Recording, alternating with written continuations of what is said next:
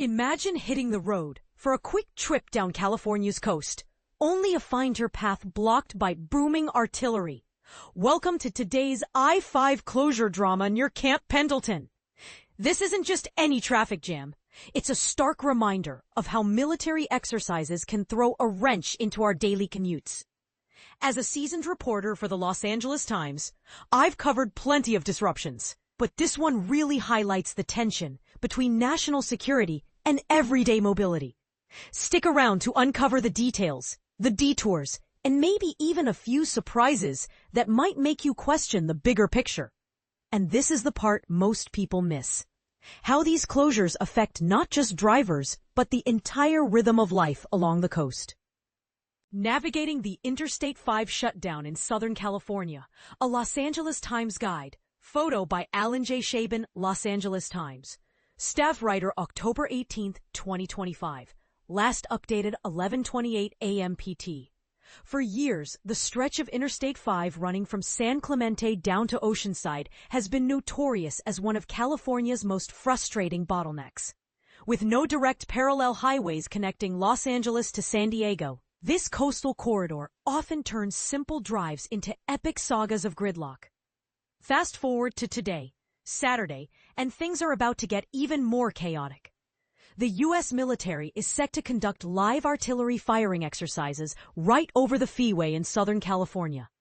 As a result, officials have temporarily closed a 17-mile segment of I-5 in northern San Diego County, right up against the Orange County border. This shutdown isn't just a minor inconvenience, it's a full-blown interruption that could leave commuters scrambling. So, what's the scoop on this closure? Let's break it down step by step to make it crystal clear, even if you're new to navigating California's highway system. The blockade kicked off at 11 a.m. and is scheduled to run through 3 p.m. Behind the scenes, this is a White House-directed operation involving live ammunition, as confirmed by the California Department of Transportation. The affected area hugs the Marine Corps base Camp Pendleton, one of the military's most active bases, buzzing with training activities that keep our armed forces sharp. But here's where it gets controversial. Some might argue that prioritizing these exercises is essential for national defense, while others could see it as an overreach that disrupts civilian life without enough flexibility. Is the military's need for realistic training grounds worth the hassle for thousands of drivers? It's a debate worth pondering. This closure essentially cuts off the main artery linking the southern beaches of Orange County to the northern shores of San Diego County.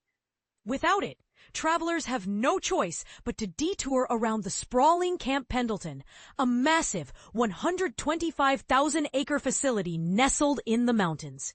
Think of Camp Pendleton as a giant, rugged nature preserve turned military fortress.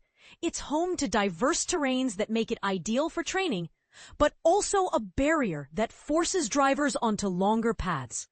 For instance, a normally straightforward 22-mile, 23-minute jaunt from Oceanside to San Clemente, when traffic is light, which is rarer than you'd think, balloons into a grueling 138-mile, 2-hour and 20-minute trek if you opt to skip Orange County's toll roads. And even on weekends, I-5 through the base can back up unexpectedly. So this detour might feel like adding insult to injury. Wondering exactly where this is happening? The shutdown spans from Basilone Drive, south of San Clemente, all the way to Harbor Drive, north of Oceanside. Picture a scenic coastal drive suddenly turned into a no-go zone, frustrating for locals who rely on it for beach trips or work commutes. On top of road woes, rail travelers aren't off the hook either.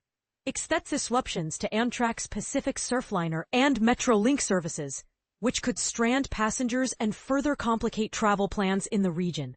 Now, for the million-dollar question, how do you dodge this mess? I've got you covered with practical alternatives tailored to different starting points. These routes might add time and miles, but they're your best bet to avoid the artillery zone. Let's map this out clearly, with a bit of extra context to help beginners visualize the paths, even if you've never driven California's inland highways before. Heading from San Diego County up to Los Angeles County? Ditch I-5 and opt for Interstate 15 North instead. This takes you through charming spots like Temecula and Lake Elsinore, areas known for their wineries and lake views, before hooking onto Route 91 west toward Los Angeles. It's a scenic detour that might even turn your commute into a mini-adventure. Coming from Los Angeles County down to San Diego County, start with Route 91 east through Corona, a vibrant city with a mix of suburban and industrial vibes. Then, merge onto Interstate 15 south. This keeps you inland and away from the coastal chaos.